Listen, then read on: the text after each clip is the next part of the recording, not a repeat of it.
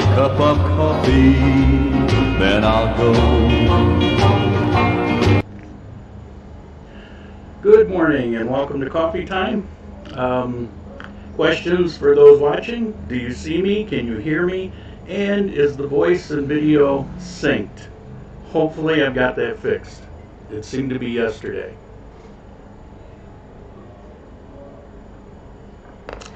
Coffee Time every Sunday, 11 a.m. Colombian and Ecuador time, which is right now Eastern time in the United States. But because we don't change our clocks, because we don't need to, because the sun rises and sets pretty much the same time year-round, half of the year we're your Central Time. Okay, today, unlike every other Coffee Time, we're going to have one topic. Usually it's things that have accumulated during the week, and please let me know that you can hear me and you can see me and everything's working okay. Still paranoid about that.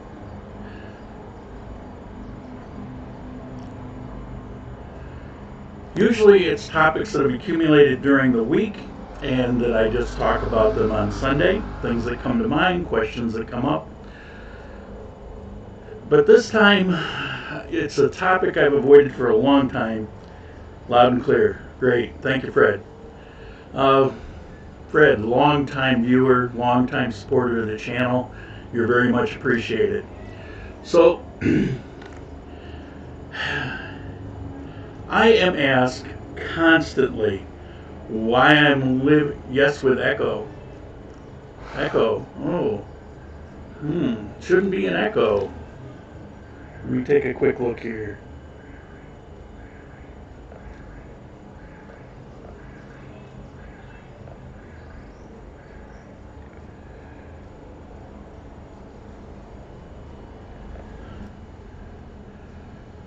Can you still hear me, and is the echo gone?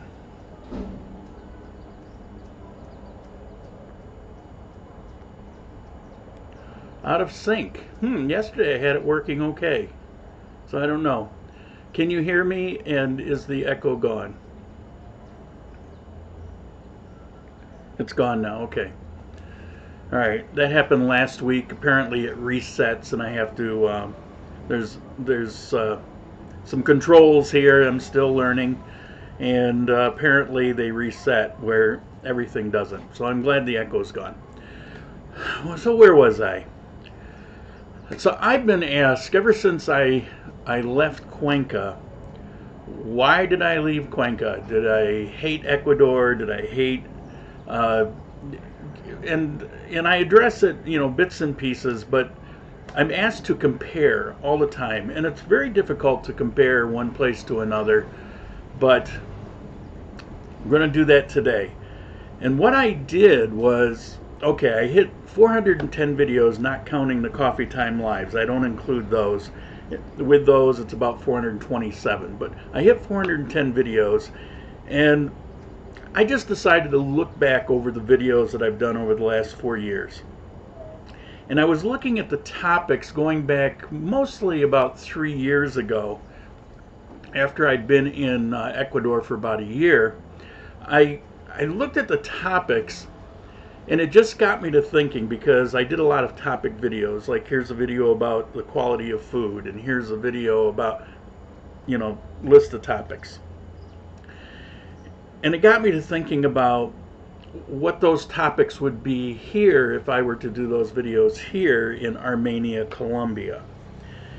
And that led me to decide for this Coffee Time to answer the question and try to do a comparison the best I can. And I chose basically 25 topics that I covered in Cuenca, Ecuador, and how they would compare to here. And you can score however you want to score. I didn't really score. I just, on each topic, which one has the edge, which one is the winner of that particular topic, I guess you'd say. Now, before I get started, I want you to know I'm not slamming Cuenca, Ecuador. It's a nice place. I had a nice time there. It wasn't for me to live. It wasn't even possible for me to continue to live because of an altitude issue that developed. But you know, it's a great place for a lot of people. Having said that, I'm pretty convinced that there's a lot of validity in my viewpoints on this. All right, so get on with it. If you're not subscribed, please subscribe. Hit the notification, then you know what's coming up. You know, if you want to hit a like and contribute to the channel, that's greatly appreciated. And here we go. Number one, bus prices. So when I lived in Cuenca, or rather when I lived in Giron, which is about 40 minutes south of Cuenca, I would go into Cuenca a couple times a week. I did that for about a year. And the bus from Cuenca to Giron, or to Giron to Cuenca, is $1. So it's $2 for a round trip. Now, a similar place that I will go from time to time here in Armenia is Pereira. Of course, Pereira is a big city, but it doesn't matter. The distance is about the same. The time is about the same. It's about a 40-minute ride, even though it's only like 15 miles away. And that was pretty much the same with Giron. The price there is about $2, you know, give or take. Because in Ecuador we use dollars, and here in Armenia we use pesos, so the exchange fluctuates.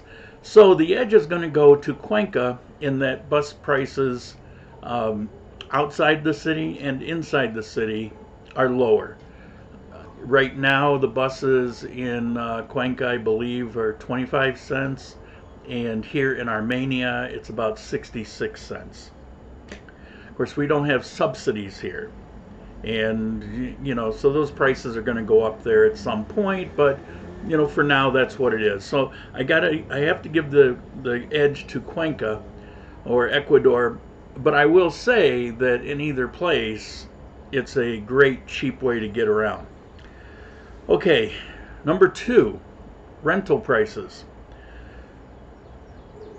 If you're in Cuenca and you want to get a nice unfurnished, typically a high-rise, doesn't have to be a high-rise. I lived in a high-rise, and I also lived another year in a 3-story house, all mine. And the price there is going to be typically about $350 to $500. So if you're in a high-rise and it's a 3-bedroom, 2-bath, or 2-bedroom, 2-bath, and you've got security guards, and it's, you know, in a nice area, it's going to cost you $350 to $500 to have that. And yes, I know you can spend as much as $2,000 or even more, but that's not what we're talking about. We're talking about, can you go there and find a nice location in a nice building with good security, relatively modern, if not modern, for what? And that's going to be $350 to $500. Here in Armenia, for a high-rise with security in a nice area in the north part, which is a nice part of town, it's going to cost you from $200 to $300. With the exchange rate, I'm down around $250 a month for a 2-bedroom, 2-bath in the heart of the best part of town. So I'm going to have to give the edge of that to Armenia. In Armenia, as a matter of fact, if you go to the high end, you would be hard pressed to find a place where you would spend as much as $1,000. So, rent prices, Armenia. Number three, visa and cedula. What's the ease of getting them, the cost of getting them? And because I've gone into depth on this so many times, I'm not going to go into detail on it now. But I definitely have to give the edge to Colombia on that, because it's so simple and it lacks bureaucracy, whereas in Ecuador it's a major bureaucratic issue. Most people have to chase back and forth. Not all, I mean, some get lucky, but most people have to chase for some documentation that they weren't aware of. I had to get 3 pieces of documentation that delayed everything for a very long time. It took me 7 months to accomplish what should have been done within a month. and the cost escalated.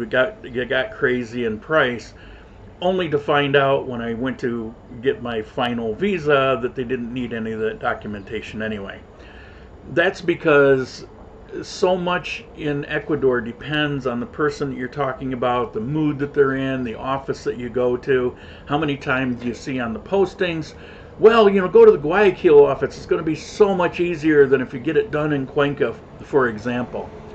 And that's true. It's because it's such a subjective thing. Where here in Colombia, it's pretty much the rules are the rules. It's done a certain way.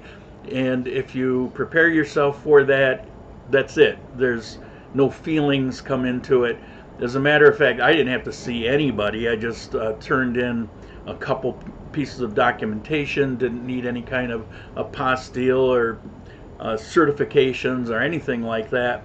And within 2 weeks, I got my visa and I could walk down and get my cedula. Getting a cedula here is very simple. It's relatively simple in Cuenca, except there seems like there's always these long lines, and so it could take you a couple hours there.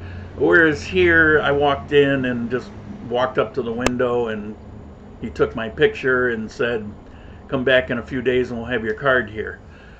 They don't give it to you on the spot like they do in Cuenca, but then again, it's really quick, really simple. Cedula is much cheaper than in Colombia. I think my cedula here might have cost me $50 or $30 to $50, somewhere in that range. But on the other hand, the visa was a lot less expensive. So overall, it's cheaper here. It's much easier to get it done. So definite edge has to go to here in Armenia. Number 4, food sources. I got a lot of flack from this in Cuenca. I did several videos on it, but I did a lot of research. I knew what I was talking about. I visited a lot of different tiendas to look on their shelves and see what products they were selling to the farmers. I spent some time in Yunguilla Valley. I really did my homework. And the food sources in Ecuador are very much contaminated by various chemicals, gray water usage, things like that. There's virtually no regulation. Even the regulations that they have, there's zero method of enforcement. And so you can walk into in Giron, you could walk into the hardware store and you can look on the shelf and find Roundup, for example. These things are there because they're sold, and they're sold because the farmers are using it. You can find DDT. You'll find things that are outlawed in the rest of the world in use there. And so then the real issue comes to, how do you know what food you're getting? Are you getting it? There's even an organic farmer it's down in the Yunguilla Valley that promotes that he's organic, but he uses chemicals. I know that firsthand. So, and that's not to say that they all do, and there are good food sources in Cuenca. So for there, it's really a matter of learning, facing the truth instead of just denying, oh no, that can't be, and just get away from the emotion of it and realize that there's good food to be found, but you have to know how to choose. And that's what I did. Here in Armenia or in Colombia, there's actually, similar to the US, there's various regulations for health and safety. And there's associations for quality of meat, and there's standards for that. And I have to say that I actually mentioned this in a further thing, but I would get sick every so often in Cuenca from food, and here I never do. So those standards come in handy. I'm not a big fan of regulation in general. One of the things I like about Ecuador is in some ways there's a lack of regulation. But here the only real regulation is for health and safety. Driving. Okay, so the edge is going to go to Armenia on that one.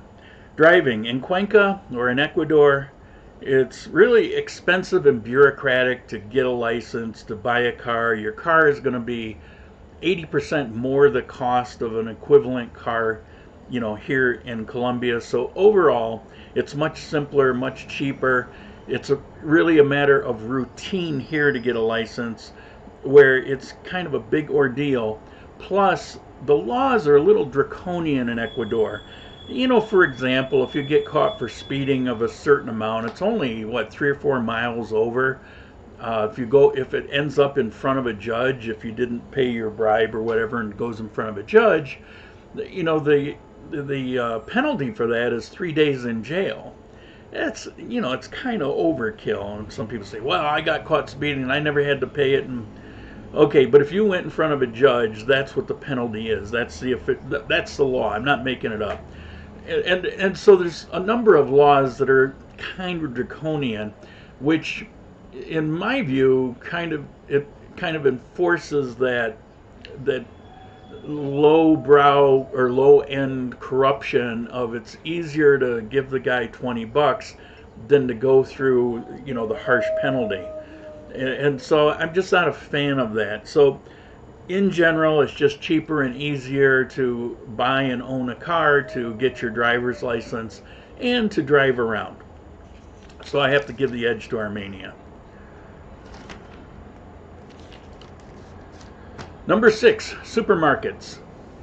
On this one, there's pluses and minuses on both ends, and I have to call this as equal. In Cuenca, you've got Super Maxi, and they're all over the place. There's 6 locations, I believe, and for the most part, Super Maxis are really good, very good quality, excellent service, which is that's really hit and miss in South America in general, but there's excellent service. I love that supermarket chain that they have in Cuenca. The only place to get really good bacon, except for a few gringos that once in a while will sell bacon, but they kind of come and go. But in Supermax, you can buy that Fritz thick bacon, and you can go hit it up every week. It is a little pricey. I think it is around $7 or $8 for a package, but it's really good. Here you've got some really good supermarkets. You've got some lower end, more on the poor side, but you've got a range of supermarkets, and so Supermaxi may be better than a lot of the supermarkets here in Armenia. Here you actually have a lot of choices of different kinds of supermarkets. The Olympica here is very similar to Supermaxi, and so I just have to call it equal on that. Number 7, rain. Cuenca gets a lot of rain. Armenia gets a lot of rain. And if you're just going to go by the stats, you're not going to really see any difference. But having lived in Armenia or in Cuenca for 3 years, and all total, broken up, but all total, I've been living here in Armenia for a couple years, a year in this last go round. I have to say that on the ground, there are noticeable differences. In Cuenca, you have this rainy season, which one year it rained every day for 6 months. And I've been called out on that. And I said, maybe there's a day or two that I missed, but I don't think so. Because I did video every single day. I took video clips. And then I did a video clip tongue-in-cheek about Noah's Ark that's on the screenshot, or the snapshot, thumbnail, that's what we call it, thumbnail. And I did that video because it just kept raining and raining and raining. Now that's unusual, but it's not unusual to get an awful lot of rain and rain most every day for a good part of the year. And here in Armenia, I can say kind of the same thing. It rains almost every day for probably 7 or 8 months of the year, similar to Cuenca. But here's the difference and why I have to give the edge to Armenia. In Cuenca, it rains a lot in a rainstorm, very often. It's not unusual to have it just kind of rain all day. It might stop a little, rain some more. But even in Cuenca itself, you can look, and over here the sky is blue, and over here you've got rain clouds, and it's raining over there, and then it moves over here. The rain is unpredictable in Cuenca, and it's just as likely to rain in the morning as the afternoon as the evening. Here in Armenia, with some exceptions, but it's mostly predictable. If we're going to get rain, probably will today, but it's nice out right now. It seems like almost every morning it's going to be nice. Early afternoon it's nice, and if it's going to rain, it'll either be in the afternoon or it'll be in the evening, most often when you're sleeping. 2 days ago we had this magnificent thunderstorm that was like a light show that went on for about an hour. It was fantastic. So I love that. I sleep well to it. I did a tongue-in-cheek video a couple days ago about it must be raining because it's 3:30 or something along those lines, because it's almost predictable. And I was a little late that day. Normally I have everything done by around 3-4 o'clock in the afternoon. Sure enough, it rained, and it was a pretty hard rain, and it lasted almost 20 minutes, and that was the rain for the day. So because of the predictability, I have to give the edge to Armenia. It makes your life a little easier to know that pretty much every day you're going to get sun. Number 8, this goes back to food quality, food poisoning. It really goes to the care of food, and if you go back to some of the kitchens in both here and in Cuenca, you're going to see some stark differences. I mean, I would see raw food on dirty floors. I saw somebody, this older lady, sneeze into the pot she was cooking. There's some ugly things if you look back in the kitchen. That's because there's really no inspections and there's no health standards, and there's really kind of a lack of care. It's like, let's just get it done and collect the money. And here in Armenia, you go back in the kitchens and you see face masks and you see hair nets and you see gloves and you see everything clean because there are standards, and people want to stay in business. We need the rain for the coffee fields. You're absolutely right. I love the fact that there's rain. Just to go back, this is such a good point. I want to go back. Rain is good in both places, and in Cuenca, part of the year when it's not raining, you actually have problems with fires. You'll see fires up and around Cuenca out in the countryside. And here we don't have that, and there's reasons for that, but we don't have drought situations here. There's a wealth of water here, and it doesn't dry up. And it's one of the reasons it's just always so green here, where in the Cuenca area, for 2, 3, 4 months of the year, it gets kind of brownish. Okay, so food poisoning, it really goes to the care of food. In the 3 years I lived in and around Cuenca, I had food poisoning pretty bad 3 times. In Armenia, I've never gotten sick from food. It's just a difference in standards, which makes a difference when you're eating. So I've got a lot more confidence here. Actually, I have no worry about going up and getting street food, even though they don't operate to the same standards. It's just kind of a different mindset here. So that goes to Armenia. Christmas. This one I gotta give the edge to Cuenca. Excuse me, I'm gonna spit my drink all over the screen here. That was disgusting. I apologize.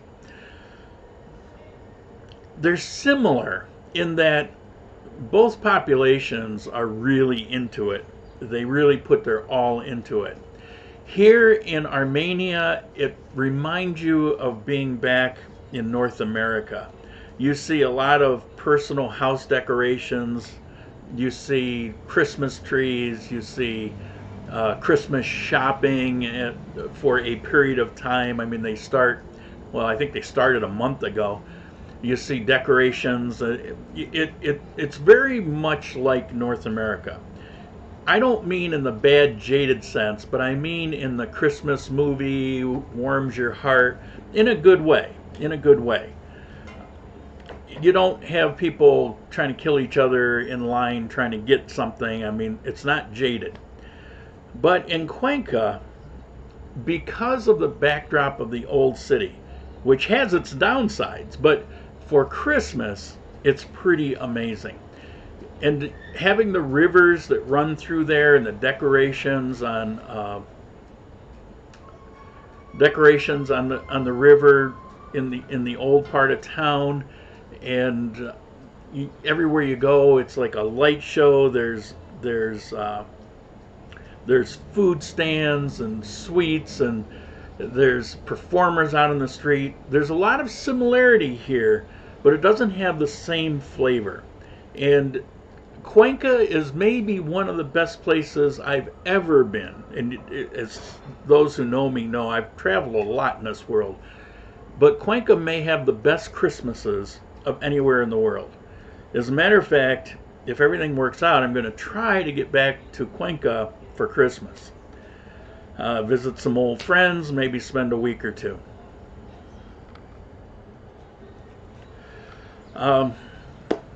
Safety. Big topic, and it's something that shouldn't be. It's just it's the fear that it's the natural fear of the unknown that you're going to have, and you're just panicked over, is it safe? Is it safe in Ecuador? You know, I just heard about all the I didn't, but you know, speaking for some viewers, you know, I just heard about all these riots, and you know, people were getting shot, and then in Colombia, well, don't you have all this narco and all these, you know, revolutionaries, and you know, so you have all these fears, which are easy if you're operating off of, you know, the internet, or you know, TV shows, or watching the news outside of the country. But if you live in Cuenca, or you live here in Armenia, you quickly learn that those things don't. It's not like that. Cuenca is a bit of a community, so even when they had their things going on, there was still a community feel to it. Here in Armenia, they get protests, but here it's more their excuses to party. So they're playing music and dancing. Seriously, they're dancing and drinking and laughing and having a fun, and their family affairs. Protests are quite interesting here. But having said all of that, there's one difference that I do notice. And in Cuenca, you have nice people, but they're a little on the aloof side. Now, this may sound contrary to a video that I did talking about these 20-some people that chased somebody up the stairs near Calle Larga, those stairs that come up from the lower road, because he snatched a woman's purse, and so you had all these people chase him down. And that will occur sometimes, but for the most part, people in Cuenca kind of stay to themselves a little bit. They're more reserved, they're more conservative. And in many cases, while I saw that, and it was a wonderful thing to see, I've also seen things there where something would occur and people just kind of go the other direction. So the people are more protective and outgoing in Armenia. I see this all the time.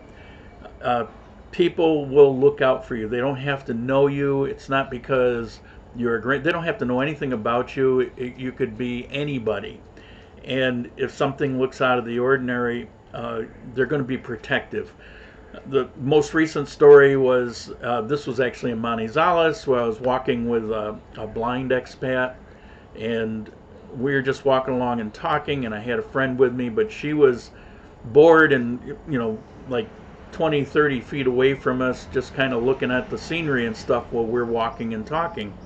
And somebody came up and struck up a conversation, and then said, "Do you know this person? Because we're worried that she's kind of checking you out so that she can telephone somebody to rob you or something, because those things can happen in this world." that's what I mean by they're more outgoing and more protective. That's not an unusual thing here.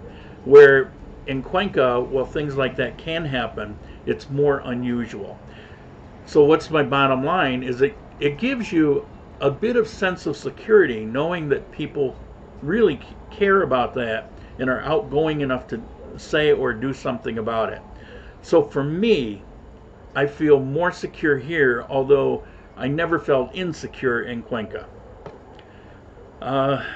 Number 11. Not to offend anyone, but it's a topic that comes up, and I just call it expat snobbery.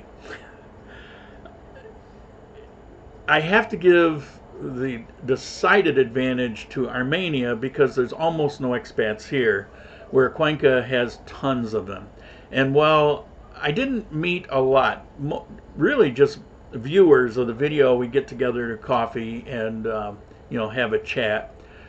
But for the most part, all my friends were local people, or at least mostly local to South America. I had Colombian friends, I had Venezuelan friends, I had a lot of Ecuadorian friends from Quito, from Guayaquil. I only had one friend that was actually from Cuenca. But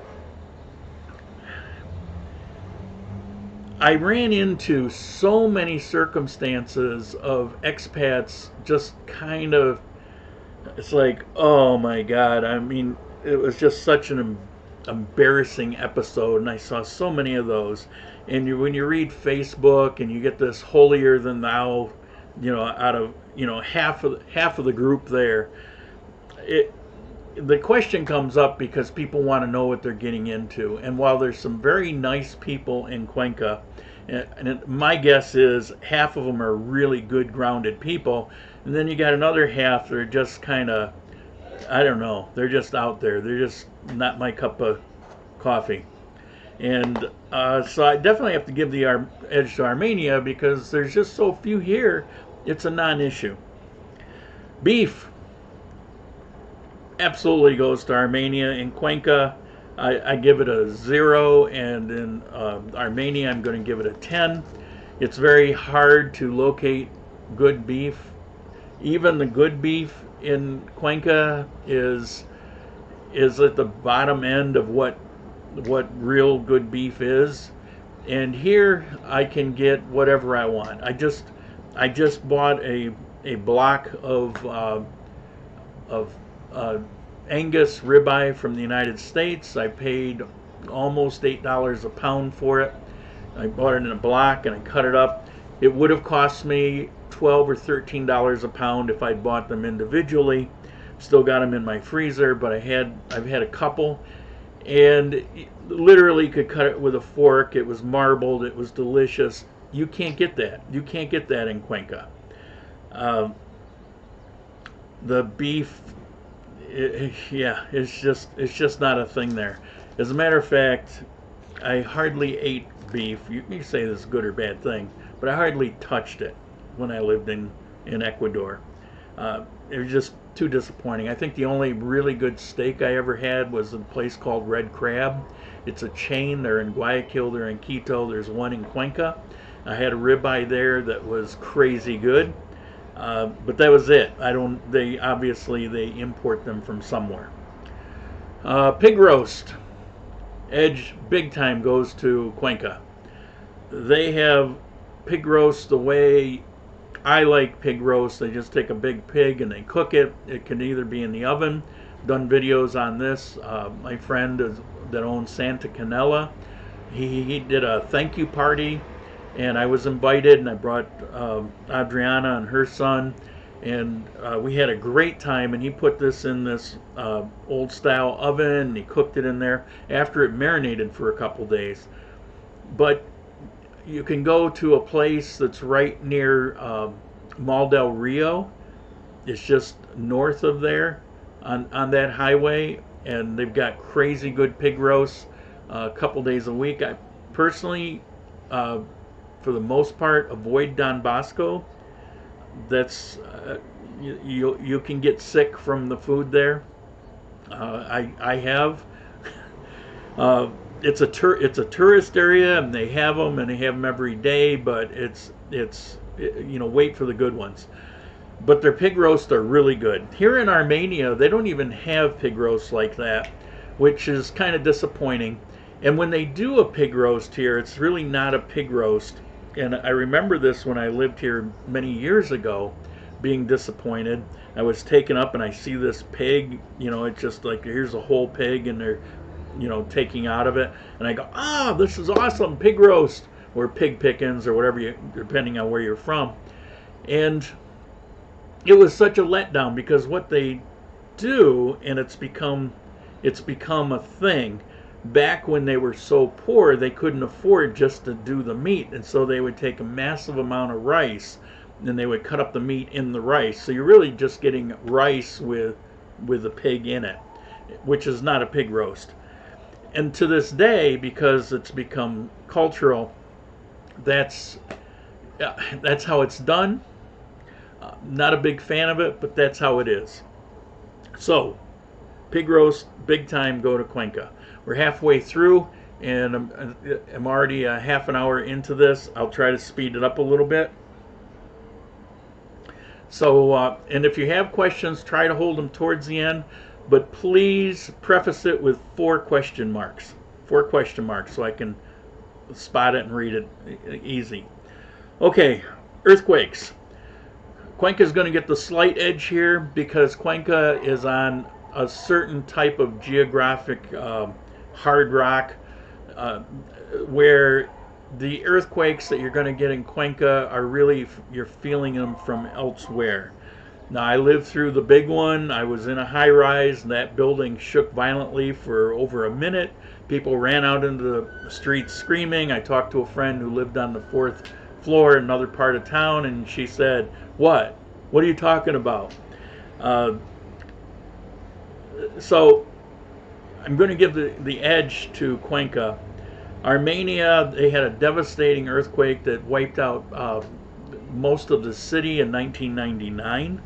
Although the earthquake fault in this area, historically,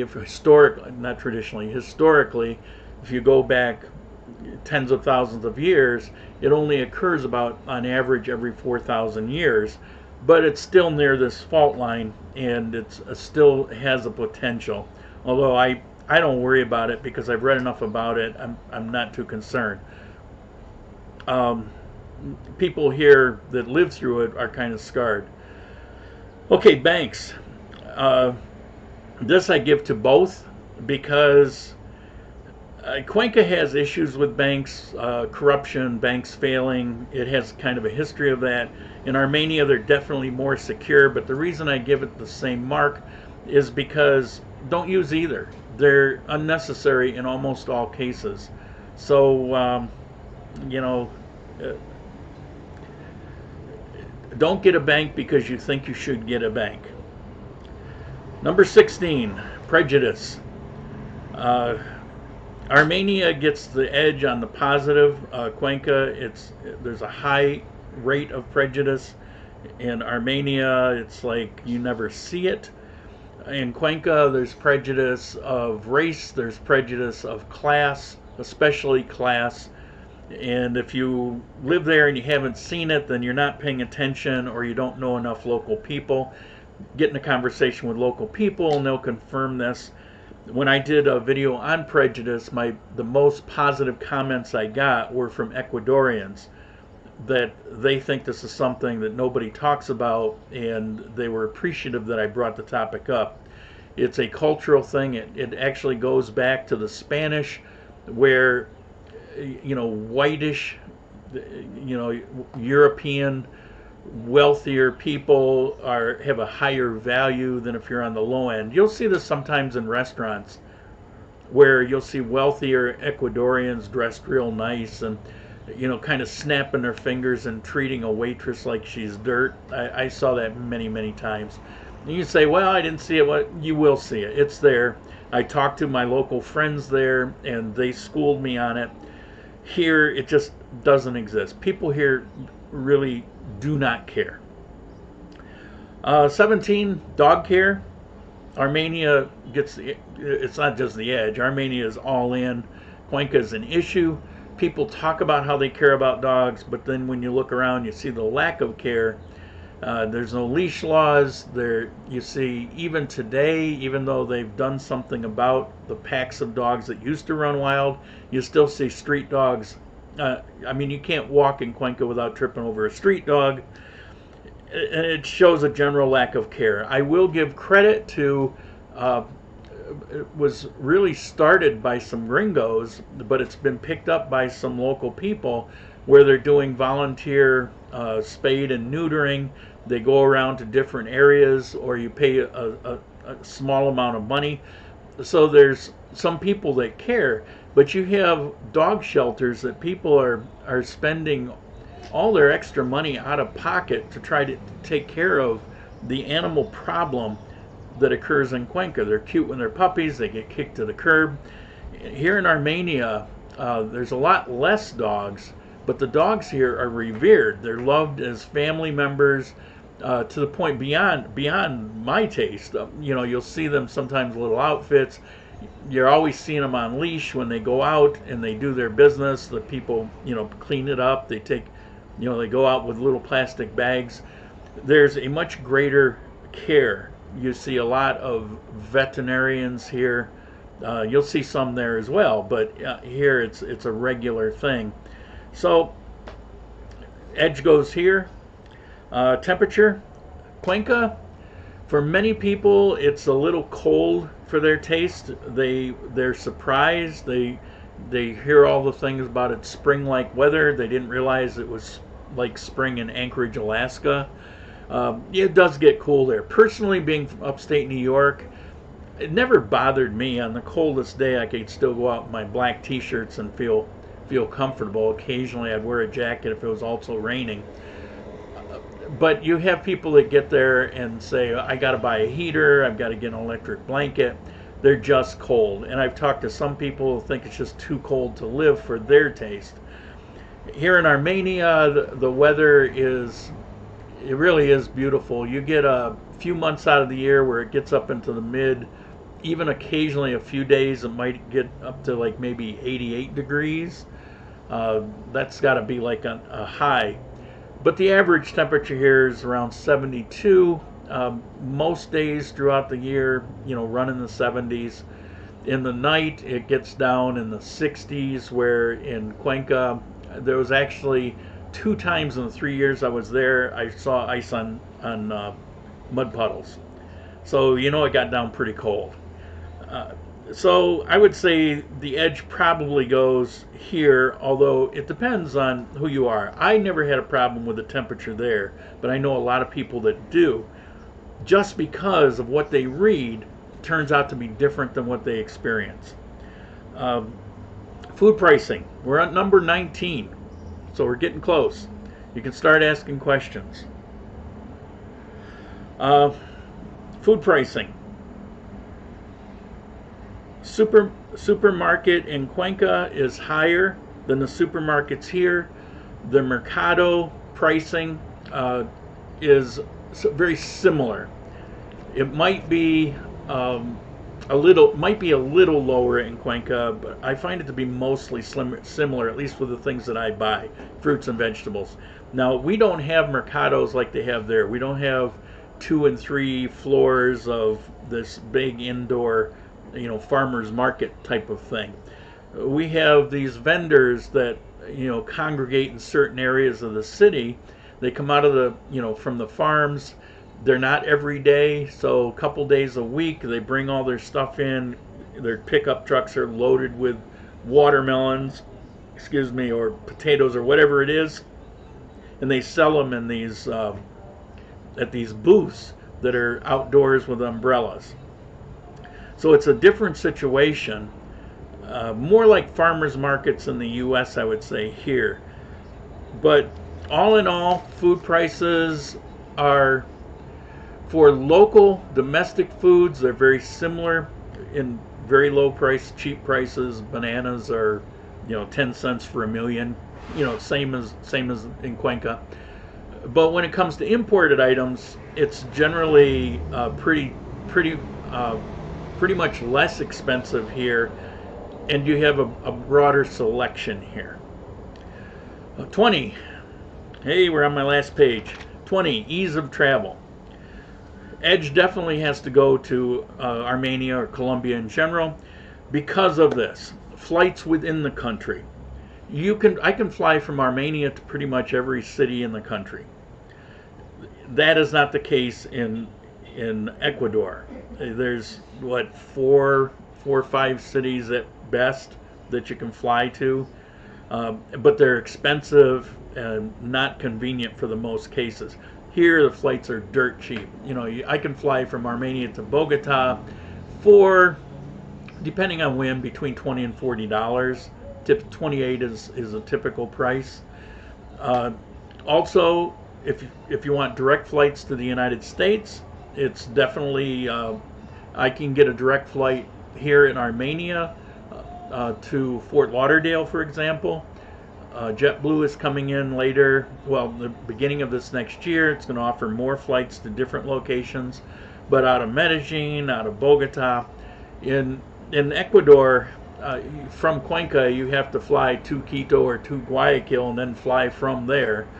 So it's, you know, that's a little bit more of an issue. The flight costs are lower here because they don't have anywhere near the transportation taxes. So for a couple $100, I can fly to the United States from here, and from Cuenca, you're lucky if it's twice that. Also, for buses, it's probably equivalent. Buses here go everywhere, buses there go everywhere, but I will say, for the most part, the quality of the buses here is considerably higher. If you're running across country, if I want to go to the border, I'm going to get in a bus that's essentially a sleeper bus with tons of leg room and a TV and all kinds of amenities, where in Ecuador that's so hit and miss. Even if you get a good bus line like Flota Imbabura from Cuenca to the border, it's hit and miss if you got a good one or not.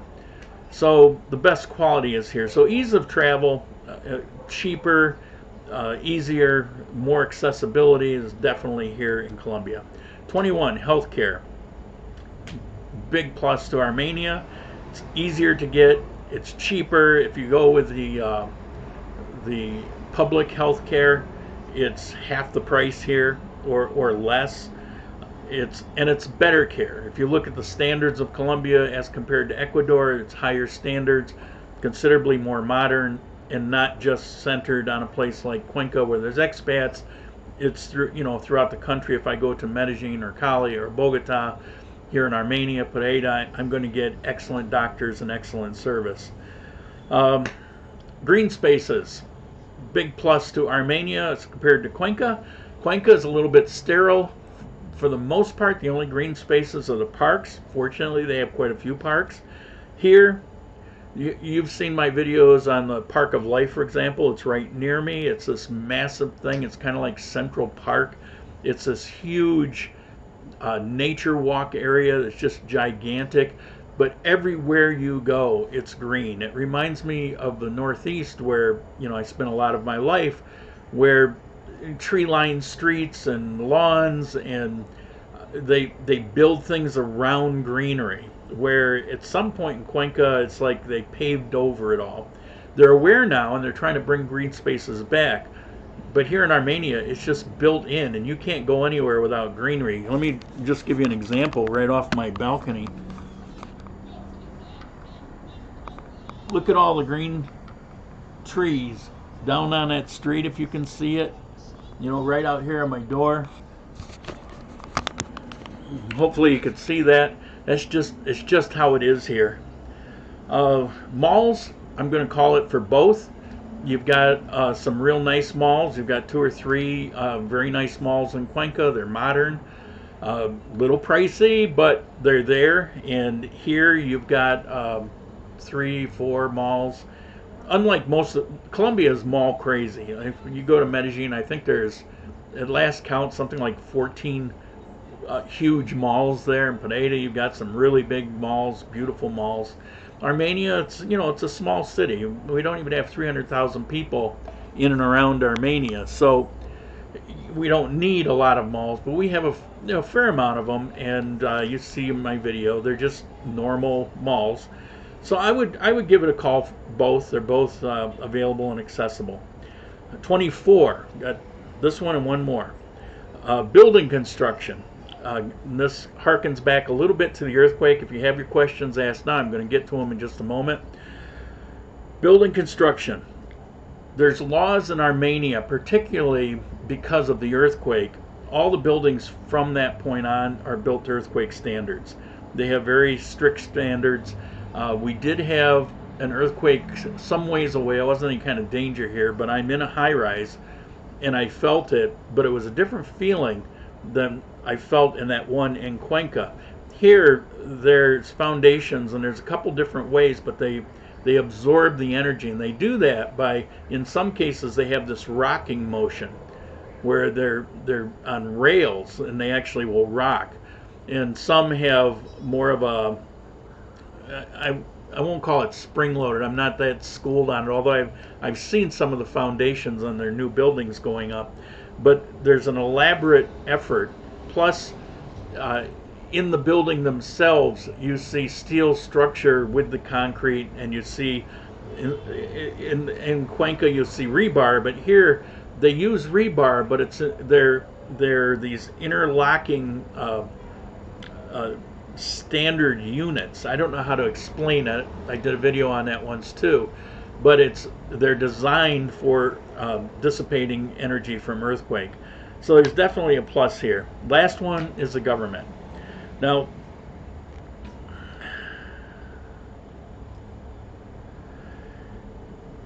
in Cuenca, you have a lot of personal freedom, but you have a lot of draconian regulations. And if you don't believe me, make friends with anyone who owns a business.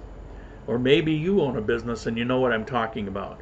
I mentioned Santa Canela, the bar, restaurant, hostel, overall awesome place. If you're in Cuenca, you got to go hit that place up. It's just awesome. Freddie lived in the United States for a lot of years, but he's from here, and he returned here, and he had his dream to just build this kind of complex that he has. And he's fulfilled his dream, but it took him over 4 years. And a year before he actually finished, he almost gave up because of the constant re-inspections, the constant changing of the rules, the constant money that he would have to keep forking over to keep it going.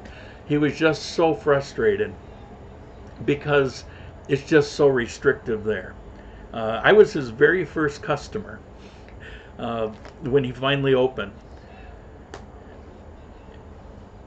The government is a little more repressive in Ecuador, a little bit more repressive, because they on the socialist path, although I won't say it's fully socialist, and the private freedom still exists, but particularly for businesses or anything that you need to do that entails government bureaucracy, that's when you really get a taste of it. You find out when you go and deal with your visa or your cedula, or if you try to get a driver's license, or if you're trying to get your educational visa and you're trying to prove out your education, the university you went to. In some cases it's simple, but it can get very bureaucratic. Here, what I will say, the government here, while it's a democratic republic, if you were to classify it as right or left or whatever, I wouldn't say it's either. I would say it's really libertarian. This is a very libertarian style government. They're very averse to passing any kind of rules or regulations that infringe on people's freedoms. They're big on health and safety. They're big on environment issues, but they won't do those at the expense of people's personal freedoms. And so for me, it's a lot more comfortable. You can open a business here on a wing and a prayer, which makes it nice of if you are poor or you come from a poor lifestyle, it's much easier to climb out of it. That's why you have it's a very strong middle class, a lot of wealth in Colombia, because it's relatively easy to climb your way out of it. to make something happen and then have a bigger business and have employees. You can do that in Ecuador, but it's much more difficult. So that's the end of my comparison. 25 major points that many people are interested in. I hope I didn't put you to sleep. Let's see what we have for questions. Corruption still exists. Which country is more prevalent? Well, I'm not going to talk about the country because there's so much variation in both countries. In Cuenca versus Armenia, the corruption that exists in Armenia, and this is talking to the head of homicide. He's a homicide detective in the head of that here in Armenia. In talking to him, the kind of corruption that goes on is in the bad areas where you have drug dealers and poverty. They hide out in the poor areas. They will pay off the police in that area to look the other way. So that corruption is alive and well here. It's very similar to many bigger cities in the United States. If you're in Detroit or Chicago or New York, you're going to find the exact same thing. It's almost like they're working off the same blueprint. In Cuenca, it's not so much that. In Cuenca, it has, from what I've experienced and what I've been told, it has more to do with the transit police, has more to do with if you're in a vehicle, even if you're in a van or a bus, payoffs occur in those situations. If you're driving, you might get pulled over for God knows whatever reason, and you're not really going to get out of it unless you slip them a $20 bill. So I think there are different kinds of corruption. You do have high-level corruption in Cuenca, or at least you did, that you don't really see here in Armenia. And what I'm speaking to is the tranvia and how much was made off of poor construction. The money was pocketed from that, and the money that disappeared from the tranvia budget, that doesn't happen on its own. That happens through corruption, and that was a big problem. Hopefully it's all cleared up. Those people are gone, they're out of office. It was a problem. But corruption in general in both places, it's not an everyday event. I personally never see it because I'm not living a lifestyle that would ever, hopefully would ever see that kind of thing.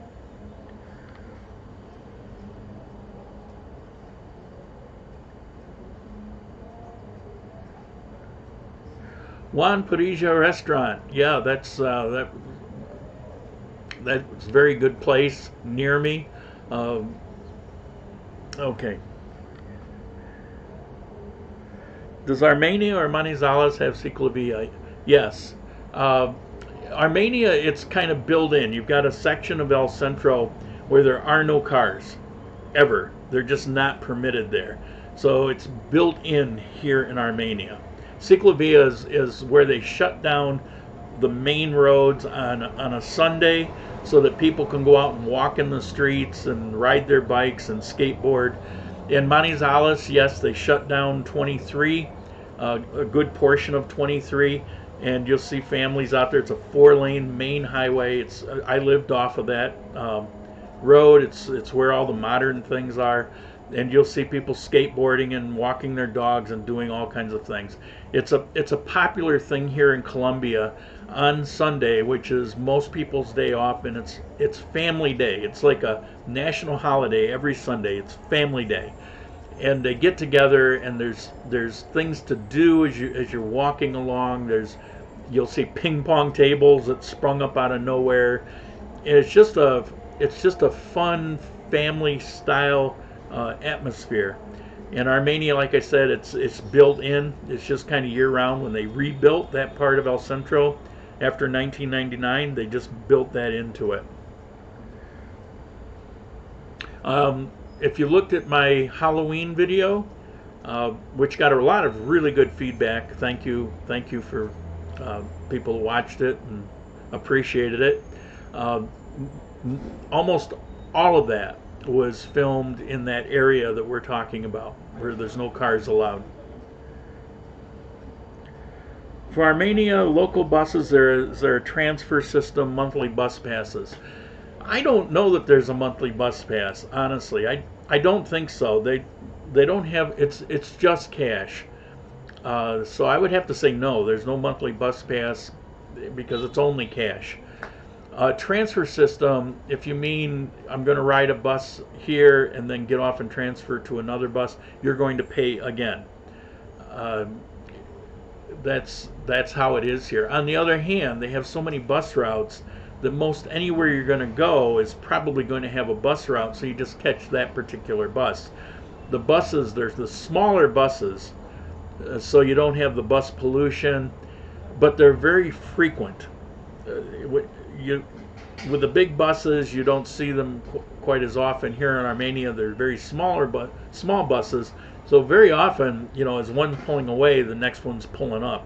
So it's not all the time. You get later at night, 9 o'clock at night, there are going to be a lot fewer buses, but they're still out there. Taxi cabs, they run pretty much the same, but because Armenia, it's longer than Cuenca, but it's narrower. I can go pretty much anywhere within the city limits of Armenia for under $5, and most everywhere I go is for the minimum charge of about $1.50, between $1.50 and $2.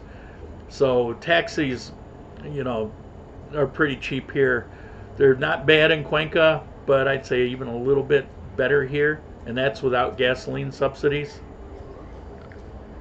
You compare internet service on your list. No, I don't compare it, but I can tell you that it would come out equal.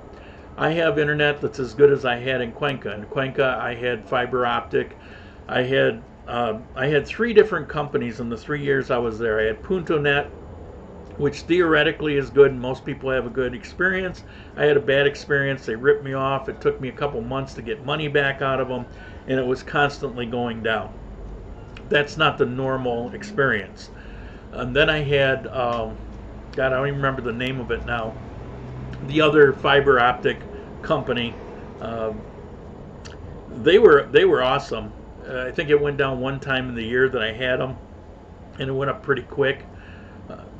The service was really fast. Here, I've been on it for a year. I'm using Movie Star, not the phone, but they have an internet service, and it's been pretty trouble-free. One time I did lose it for 4 days, but it was kind of a quirk. But a good thing came out of it is I got the name and personal phone number of the manager of all of Armenia, and I've actually talked to him a few times since, and so it was kind of a blessing actually that happened. But the nice thing was the customer service. I mean, they are really customer service driven here.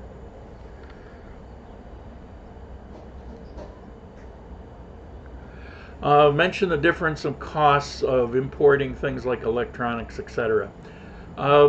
There's import taxes here depending on what it is, and it's changing in Cuenca, but I won't say it's changed completely yet. Hopefully they're going to fall away, but that's not the truth yet. In Cuenca for electronics, you can pay up to 400% for the import tax. There's variations of that, and it depends on a lot of different things, but it can go up to 400%. There's nothing of the sort here.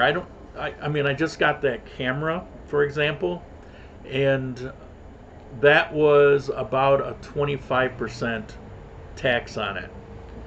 So it's considerably less here. But the nice thing is I can get deliveries through a lot of things from Amazon, which in Cuenca it wasn't, even on the things that I could, which are few and far between, it wasn't very practical, and there was a lot of extra cost. So it's definitely a plus here, and there's a lot of availability here. That camera that I got, which you can't get in Cuenca, and I couldn't get it in Armenia, but I found out that I could actually buy it in several places in Manizales when I was visiting. They had them there. It was cheaper for me to get it through Amazon and pay the markup, but it was still available. If you need a battery for your GoPro, good luck trying to find that in Cuenca. But here in Armenia, I walked into a store the other day and they had GoPro 5 batteries sitting on the shelf. It was a stack of them. So availability for almost everything is great here, where it was really not so great in Cuenca. My favorite close small town near Armenia. They visit reasons. Wow, it's hard to say. There's a lot of them. Pihao is an awesome little town. Did a video on that. I've done a video on pretty much anything you're ever going to ask me. Pihao is very interesting. Why? It's just beautiful. Every town here has a unique flavor. If you're old enough, you can remember when you would drive across the United States and every place had its unique food, its unique flavor, had its own thing going on. It was before the chains came in. That's what you have here. So every place you go, there's a uniqueness to it, which makes every place kind of fascinating. But Pihao, really good. Finlandia was awesome. I will be going back there again.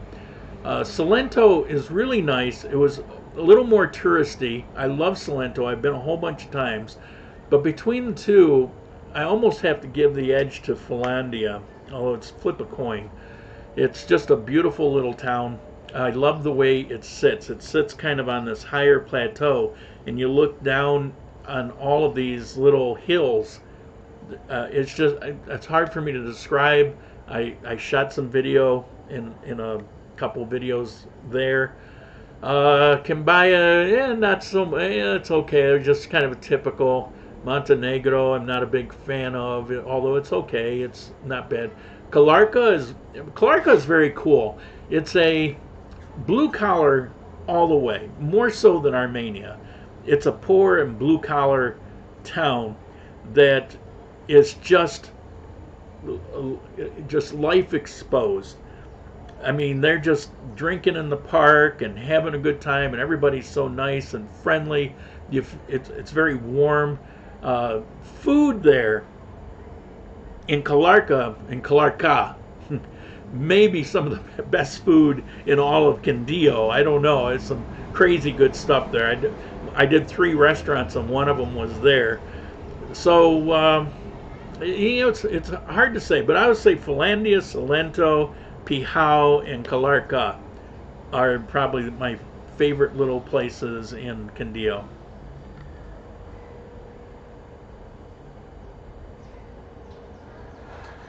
I don't use a VPN.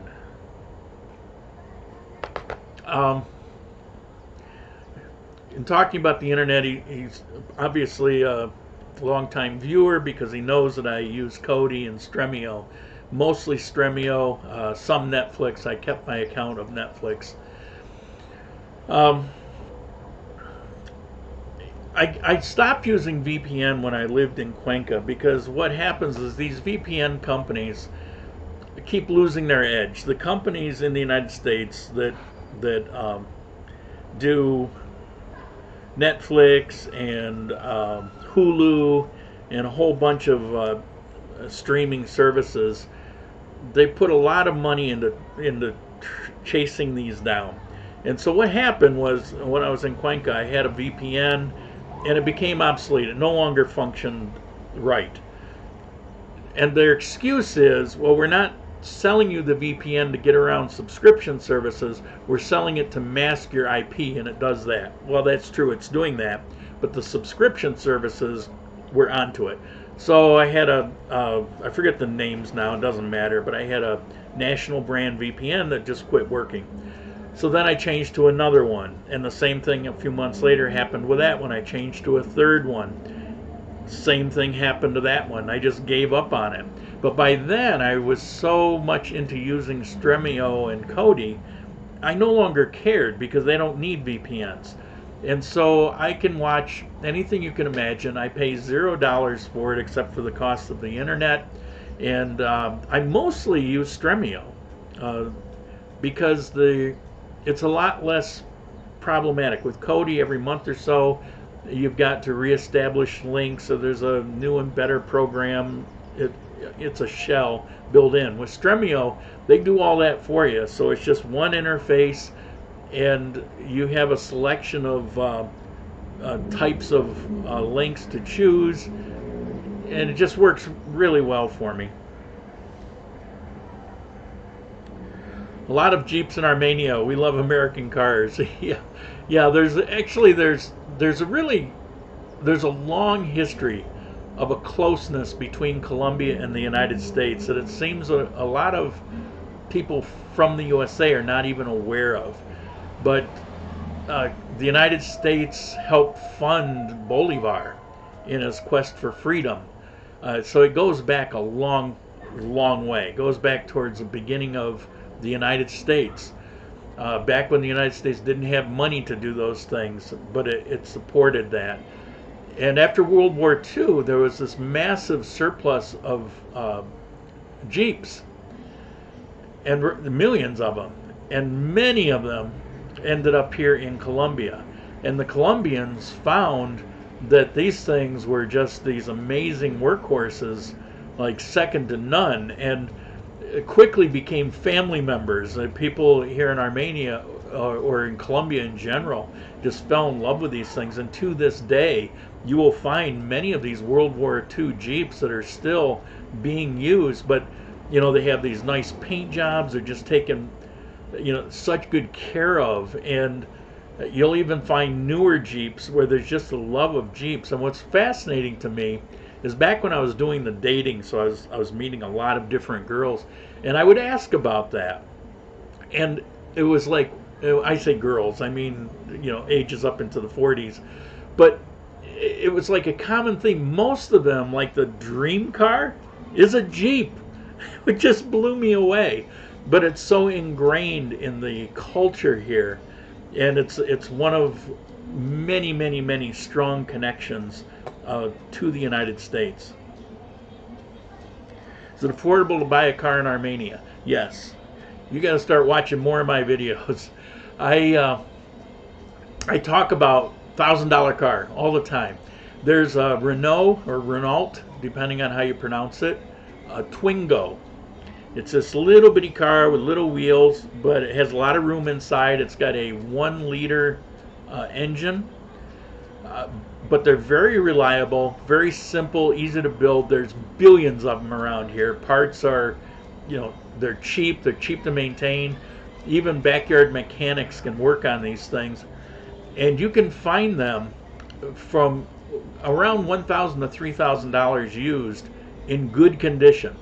Now, I was called out and they said, oh, bull, it was on a Facebook page. So I posted up an ad showing one that was actually $1,000. I don't make it up. It doesn't mean every day you go to find one you're gonna see it. But if if you're patient enough, you wait a few weeks, another one's gonna pop up in that price range. All day long you can find them for $3,000. In Cuenca, the cheapest car that I saw, which was a piece of crap that was going to need a lot of work, was like $4,000. It's because the car taxes there were so high. If you had a $20,000 car, it's going to cost you $40,000, to buy it. So it just kind of carries, and because there's so fewer cars, it's a car culture here, where in Cuenca it was not a car culture. And so all of those things affect pricing. Very simple here, very common to have a car or a motorcycle. Internet again. Do the ISPs there care if people download torrents online? No, nobody cares. No, they don't care. Stremio on some of the selections actually work on torrents, and there's no restrictions for it at all. Okay, gone over an hour. To those of you who hung in there, thank you, I appreciate it. I wasn't able to look. If anybody did a contribution, I greatly appreciate that. I thank you for that. If you're not subscribed, please subscribe. Today is the Marine Corps' 244th birthday. Semper Fi to all you Marines out there. What else? I guess that's it. So thank you for watching. I'll be back again next Sunday on a Coffee Time Live. Actually had my cup this week. And see if I can actually turn this off. Don't want you to hear the toilet flushing again. So thank you. I'll see you next time.